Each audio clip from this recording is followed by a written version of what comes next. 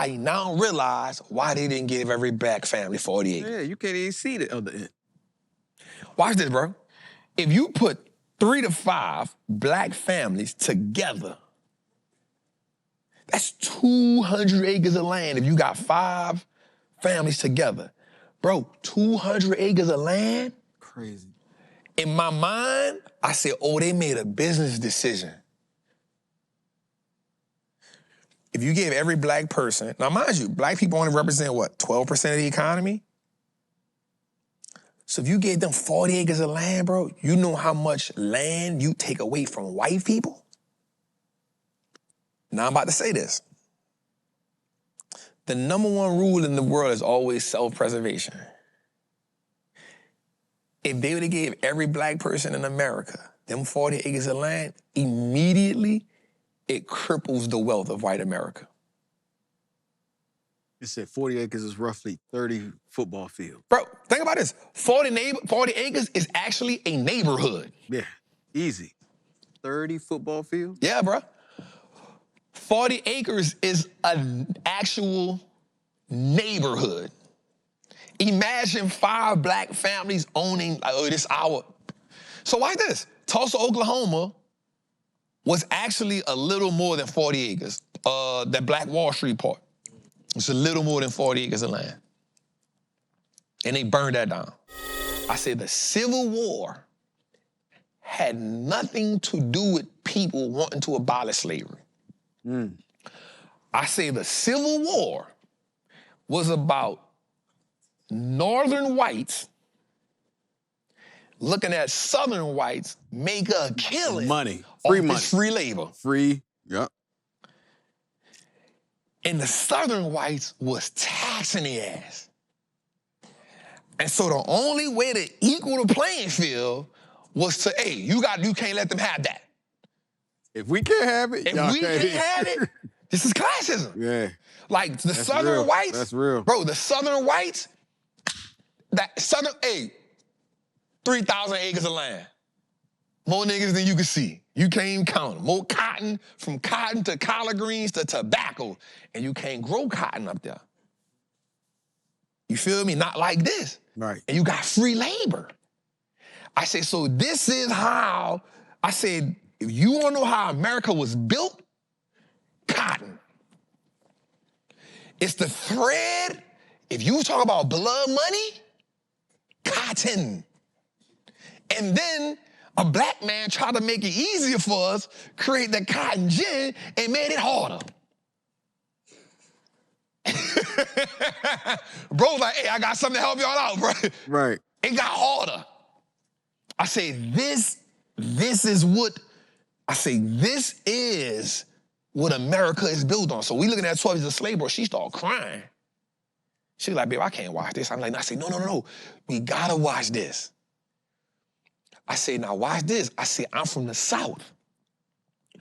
My experience with white America has been cultivated different. I say, of course, I say Oakland, California, New York, we all had different experiences. I say, but the Southern experience it run deep. I say, now a lot of times, when you saw that migration to the Midwest and to the East Coast, it's because they were trying to get the hell from down here. And bro, when I say her brain, and I say from West Virginia, Carolinas, Kentucky's, all of that, I say, listen, we got a lot to talk about. I say Oklahoma, we got a lot to talk about. And bro, I got so excited because I can now introduce you to this. I can introduce you to this Southern experience. I say, but you gotta go learn that Trinidadian experience because y'all, I say the Caribbean, them islands also had a pivotal role in a different exposure. I say, you gotta think about it. The reason why none of those countries help Haiti is because Haiti bucked the system. They won back their freedom, and they said, we ain't going back. And so all of the countries said, okay, since y'all don't want to get down with the get down, ain't nobody gonna help y'all. So I say that's why Haiti, Jamaica, that's our relatives, but they was on some, hey, y'all know y'all tripping. This how you. She was just like, I said, yeah, you gotta go talk to your grandparents, fam. It's important. I recommend that. Actually, I did a last year with my grandma. She 98, just turned 98 on the 13th. Just got a camera, video, just ask her questions. I would recommend everybody. We all got phones, whatever. Just talk to them. You got to. Them super OGs. You got to, bro. It's gonna get lost. You know what I'm saying? It's gonna get lost, bro. We need that. We need that. So yeah, man. So shout out to Sarah. I know we went on with that just now. We needed that. People were like, look, is there books? Is there something that we need that we should look up? Yeah. We're gonna start doing that, man. I think it's important, bro, because you know what triggered me too, Jose, is so when Kendrick said 40 acres and a mule, and well, it didn't trigger me, but I didn't realize how many black people didn't know what 40 acres and a mule represented. Watch this. From Sunday to Thursday, it was the most Googled thing next to AI. It's getting lost in that. 40 acres and a mule was one of the most Googled terms. Sean, did you know what that meant?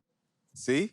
And he's 21 and he didn't know what that meant. And it's nothing against him, but that's how much, but that's how much, you know why? Bro, in my mind, real talk, bro, I just knew every black person in America understood what 40 acres and a mule was, bro. Yeah. Bro, in my mind, I didn't think you can walk up to one black person and say, hey, 40 acres and a mule, and they'd be like, oh yeah, I know what that is. Until I saw this, like from Sunday to like Thursday, bruh, it was one of the most Googled terms next to artificial intelligence, bruh. And it blew my mind. And then when I started seeing people create content about it, like, what is 40 acres and a mule? And people started explaining, I was like, yo, we don't know. Explain it. Even my guy, King K, said, I just Googled it. Yeah, so here's the thing, right? So first of all, no, somebody said you can't be serious. No. We can't, oh, bro, this is so good. Listen, we're gonna talk about stocks, I promise you. But one of the things that I love about our show is, and we gotta start bringing this back, bro. We gotta start bringing back this. We gotta start bringing back Trapper of the Week, you hear me? I'll get rid of Flush It or Flip It to bring back this, bro, no lie. So, first let's start with this. Abraham Lincoln did not free the slaves. You didn't know that. You knew that, right. So let's start with that. So Abraham Lincoln did not free the slave. Abraham Lincoln actually went on record to say that he only freed the slave because he felt like it was the thing to do to end the war. He said whatever it took to end the war, he was willing to do that. He just wanted the Civil War, he wanted the wars to be over, right? So 40 Acres and the Mule, everybody should read the 1619 Project. I got 2 books for y'all to read. I'm gonna give you 2 books right quick. I'm gonna give you 2 books to read. Listen, I love this, bro. Like, I love this, bro. Like, and I'm not gonna make the show all about it, but I really love this. So I'm gonna give y'all 2 books y'all should read. Outside of the 1619 Project, you should read South to America. It's a book I've had for a couple years. It's in my, I always read them. It is A Journey Below the Mason-Dixon to Understand the South. Now, if you don't know what the Mason-Dixon line is, it's a whole nother. Right, because look, I mean, they might not teach you the schools next year. I'm just saying. The Mason-Dixon line is a whole nother thing. But a book you gotta read is South to America, A Journey Below the Mason-Dixon Line. So, now, 1619 Project is very important for you to read, right?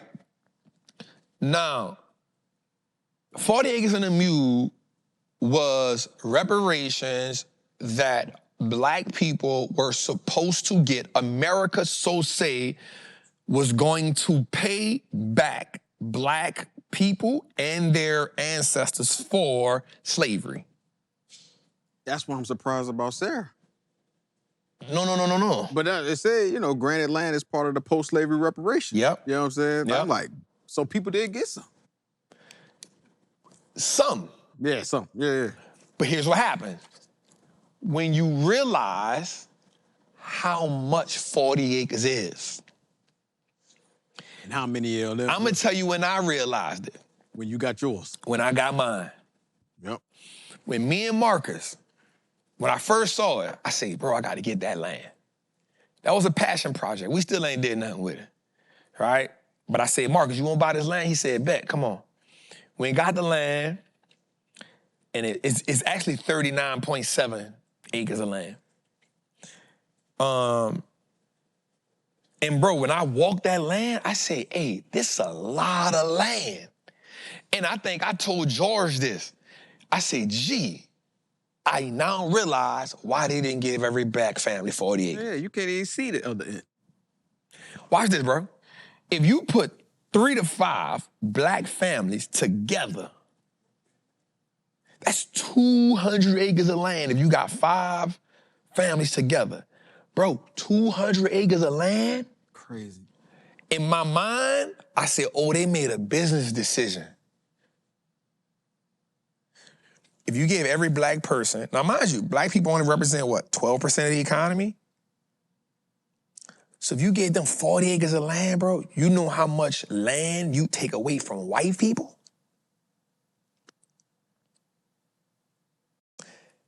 Now I'm about to say this. The number one rule in the world is always self-preservation. If they would have gave every black person in America them 40 acres of land, immediately it cripples the wealth of white America. It said 40 acres is roughly 30 football fields. Bro, think about this. 40 acres is actually a neighborhood. Yeah, easy. 30 football fields? Yeah, bro. 40 acres is an actual neighborhood. Imagine 5 black families owning, this our. So watch this. Tulsa, Oklahoma was actually a little more than 40 acres. That Black Wallstreet part. It's a little more than 40 acres of land. And they burned that down. But also, watch this. 40 acres is enough for you to be self-sustainable. Because remember, you got to remember, you're not giving, watch this, I'm about to say this, y'all going to laugh, you're not giving 2025 African Americans 40 acres of land. Well, we don't know how to, we don't know, we can't plant shit. Oh, yeah, they working that right? land. You talking about giving farmers, agricultures, you talking about people that know how to work the land. Bruh, they working the land, they find the oil. Do you understand that? Watch this. That's a whole. So watch this. So let me make it even more so how this was crazy. So this is what they did. Once they freed the slaves, white America in that time understood, like, okay, if we free them, we still can hold on to them. Because guess what? We freeing them with nowhere to go. That's where you get the term sharecropper from. Share the crops. If I free you, you don't got nowhere to go, you don't got no clothes, you don't got no money. So I make a deal with you. I say, hey, check this out, Jose, you and your family. At this time, we had big families, so it may be a husband, a wife, 3, 4 children. Look, I'm gonna let y'all live in a shack. I'm gonna feed y'all. I can't crack the whip no more. But I'm gonna feed you. I'm gonna let you live here, right? I'm going to clothe you. And what we'll do is, I'll let you pay off your debt based on the crop, share crop, right? I don't know how to pick it. I ain't gonna pick it. You don't matter. You've been picking it all your life. But guess what they didn't know about? That's what the term, guess what start hitting us? Guess what they start hitting us with, Jose? Interest. And watch this. Because we don't know how to read, because we didn't know how to write, now they hitting us with the interest. Now they hitting us with the, we did, but what we do know how to do is, we know how to count them crops. Yeah. We knew how to produce them. We knew, hey, that's 15 rows. That's this can produce that. So you saying, yep, I sold it for this, when actually you sold it for that. You saying you sold it for 3 cents, but you actually sold it for 10 cents, but you saying, hey, we only sold it for 3 cents, but because I clothe you and house you, I'm charging you per kid, I'm charging you per meal, I'm charging you for the rain, I'm charging you interest, so I might be paying you $10, but because of the interest, So now what happens is, we in a revolving cycle of now we can't get off the land. So now we indebted forever. So now you still got us as slaves. But because, that's why. Free slaves. This is why what really hitting that was when they had the high learning how to read. And she was like, why? She said, oh, this is why my Trinidadian grandparents was so heavy on education. I said, listen to me, my love. Reading is what made you the most dangerous slave. Right. If you knew how to read, you became the most dangerous slave because you knew how to use this. That's what made Nat Turner so dangerous. What made him so dangerous was because he knew the Bible the same way they knew the Bible. So for every slave and master verse they would throw at him, he was slinging freedom and a God. And every man is, that's what made him dangerous. Like, oh, we don't like you, boy. That's what made him dangerous. Sheesh. So that, I said, this is what kept them in slavery. Even when the slaves was free, if you free, it's like somebody come home from jail. You come home from jail, you ain't got no money, you ain't got no nothing. If you don't really got this, watch this, if you don't got nothing to trigger you to triumph, it's gonna trigger your trauma back to tragedy. And now you're using that crutch. And so the strong part about our people was, we started saying, all right, bro, this ain't gonna work, right? So we started doing shit like, man, watch this. Because I ain't in slavery, guess what? You know what? You go learn how to read, we gonna pay this debt off, and then we gonna leave the plantation altogether. So once you left, so the goal then was to keep you on the plantation. Yeah. Because now you don't got to run, you don't got to escape. You just got to pay the debt off. All right, bet. How much I owe you? I bet. And so that's why you had these fathers like, hey, babe, work the house. I'm going to work this. We going to send Lil into school. That became the role. Check it. I got it. You know what? I'm going to take this in. Babe, you work the house. Don't even trip. But we going to send Lil one to school. Because I'm too old to learn how to read. You too old. We know how to work. I don't want you to do this. You go to school. You go learn how to read and write. So watch this. So you don't get caught up in this. So good. So good. That's it, bro. That's so good. That's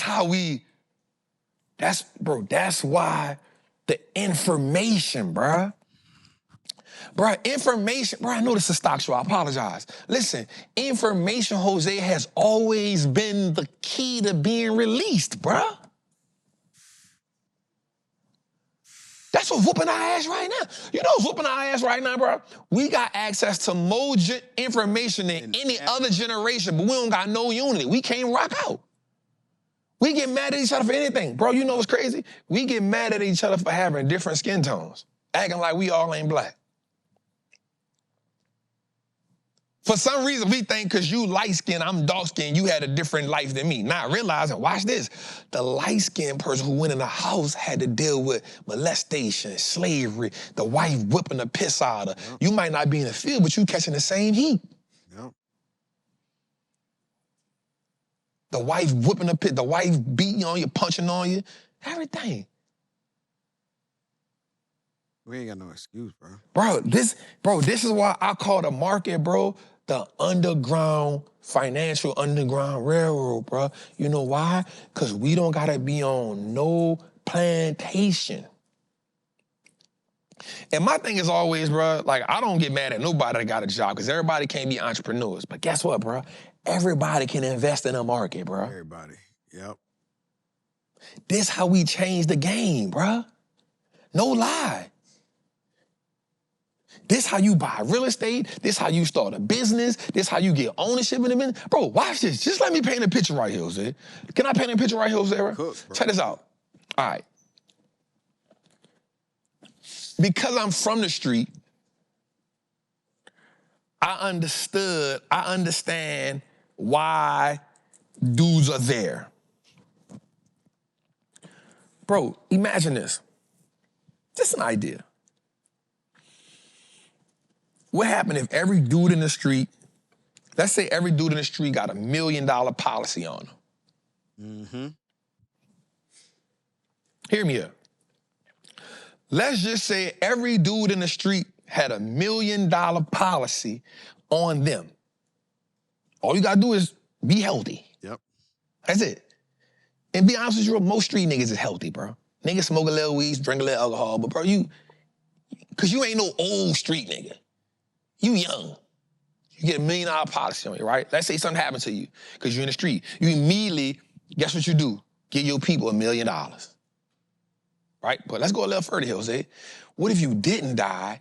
And what if all niggas in the street took their money, came together, and started buying stocks, learned options, and bought real estate? Let's go a little further. What if dudes in the street said, okay, I gotta get out the street. What if we bought the corner stores and didn't shop with the Asians, didn't shop with the Arabs, shop with ourselves? I don't got nothing against them, but here's what I'm saying. Go to the Arab community. Go to the Chinese community. The problem is we don't got nothing in our own community. Bro, very seldom have I seen a black corner store in my community. You see them sweeping in there, but nope, they don't own it. Bruh, I ain't seen a black, bro, I do not. I grew up in the hood, bruh. I ain't seen a black person that owned the corner store in my hood. And the crazy part, that $1 million policy sometimes be like $100, $150. But I've never seen, listen to me, bro, and I'm not even saying go get a whole policy. Watch this. Go get a term $1 million policy. Get two if you feel froggish. Give it to your mama. But guess what? Teach your mama financial literacy. Ma, you gotta learn how to open a business up. Teach your kids about wealth access. Right? So now what happens is this, Jose. I'm not saying you come to me overnight, but you know what comes with being in the street. Right? Imagine every time the police killed somebody in the hood, the insurance company had to cough up $1 million policy. Every time one of us killed one of us in the hood, your people got $1 million policy. Guess what would happen? That would change the game. But guess what? What if you also had a trust set up that said, if I die, the $1 million don't just go to my people. Guess what? It goes to the market. Oh, let's just go a little further, Jose. Let's just go a little further, Jose. What if we in the hood collectively learned how to invest? Watch this, because it's hard for us to get in private equity. Mm-hmm. It's hard for us to get funding, right? But you don't need private equity. You don't need funding when you got the market.